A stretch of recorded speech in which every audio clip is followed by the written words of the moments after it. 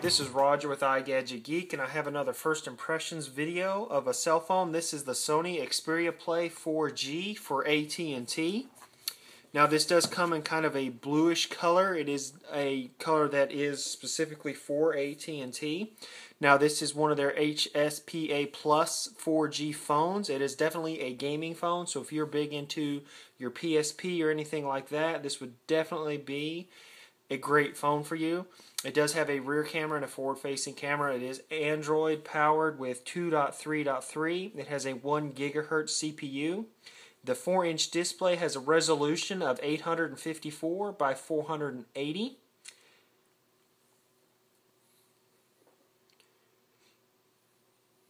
So let's go ahead and we'll go ahead and pull it out of the box here and take a quick look at what all you get in the box. Of course, you have your phone itself. Of course, some pamphlet information. You get a set of headphones. Of course, your charging sync cable, which is USB to micro USB. And then here's your wall brick that you plug your USB cable into. Now this is pretty nice that they've included this.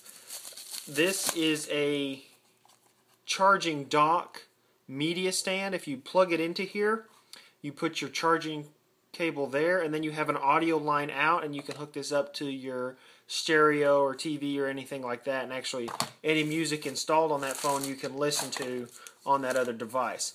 Let's go ahead and get all this out of the way, and we'll take a look at the phone itself.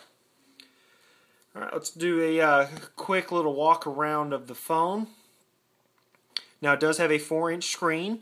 You have your buttons here at the bottom. They are not capacitive. They are actually physical buttons.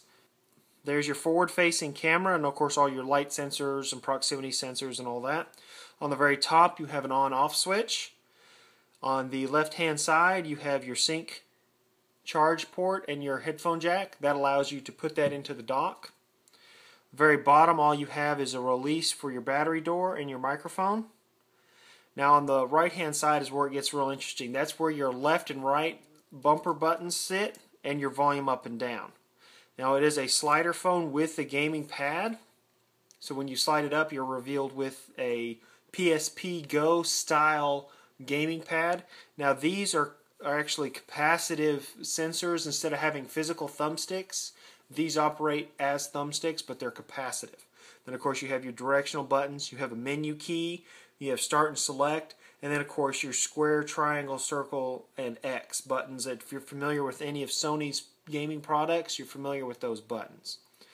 Now the very back panel pulls off, so let's go ahead and take a look here. Now the back of the phone has a battery here. Let's see what size it is. It's a 1500 milliamp battery, so that's pretty good size. At the very top is where your SIM card and your SD card.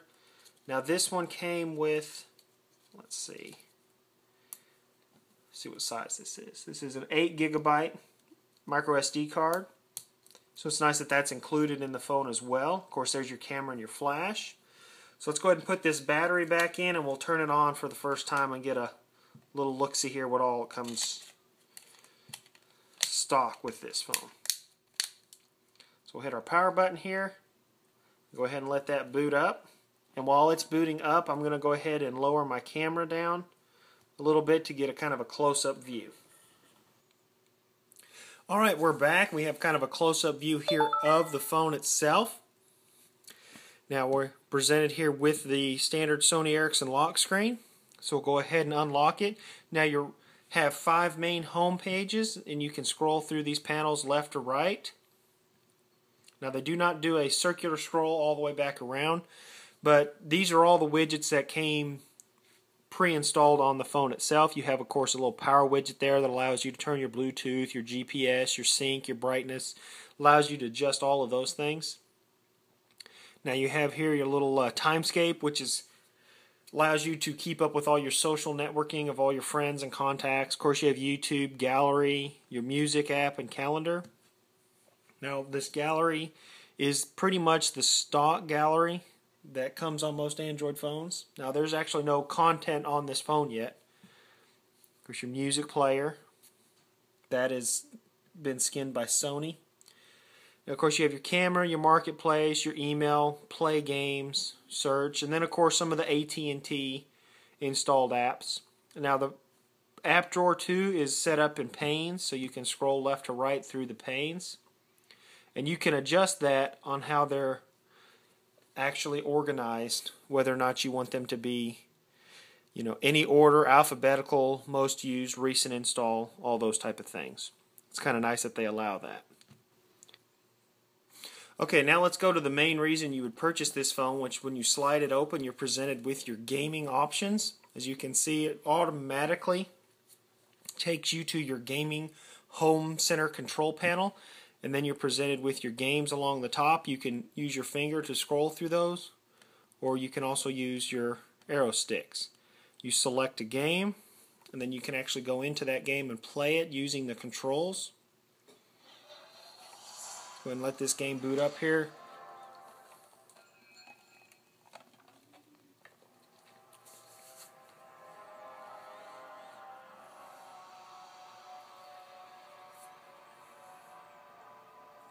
Go ahead and skip through some of this.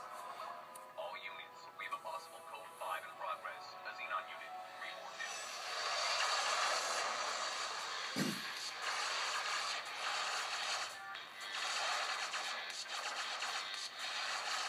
So as you can see, the graphics are very nice on this. There's not much jitteriness or anything going on. Considering this is a 1 gigahertz single core processor, it's definitely doing a very good job.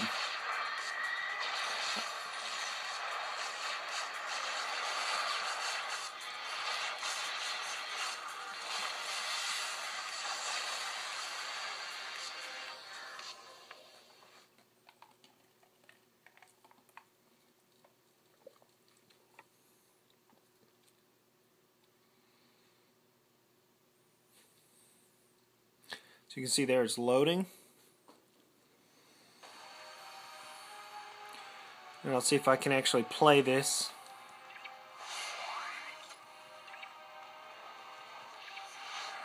Don't know how good I'll do, but we'll give it a shot. Kind of give you an experience of some of the gaming, because that's really going to be the big draw to this Xperia Play, is going to be the gaming aspect, where instead of trying to control everything on the screen, you actually have the physical keyboard, the physical keys to control the game. Alright, let's go ahead and take a look here.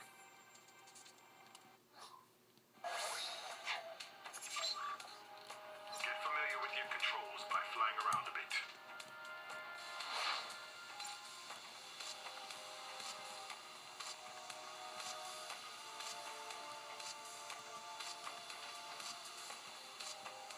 Not bad, kid. You're a quick study. Now we're going to check your primary laser weapon. Use your primary weapon to take out one of those satellite stations. Nice shooting. It's time to test out your secondary weapon. Blow the other satellite to Kingdom Come with your secondary. Beautiful, ain't it? To decelerate, press the square button on the game. Now, as you can tell here, the audio is really good on this. It's very loud. See, I don't even think it's turned up all the way. Yeah, see, there, it wasn't even turned up all the way. Oh, they got mad at me. I guess I left the mission area. Well, then you can slide that back and go back, of course, to your standard Android experience. So let's go ahead and take a look at settings. And we'll go ahead and look at the About phone. See, as it is, it's Android 2.3.3. We'll go ahead and take a look at the storage. So you can see there is our 8 gig SD card. Internal, you don't have a whole lot of internal space, so mainly it's going to be your SD card. Let's go up here to applications, and as always with the newer AT&T phones, you can choose secondary sources or unknown sources, so you can install the Amazon App Store or anything like that. That's kind of been my initial impression of AT&T Sony Ericsson Xperia Play. So if you'll hear in another week or so, I'll do a full in-depth review of this after I've had a chance to use it for about a week, week and a half. And again, I'd like to thank AT&T for sending this unit out for review. And this has been Roger with iGadgetGeek.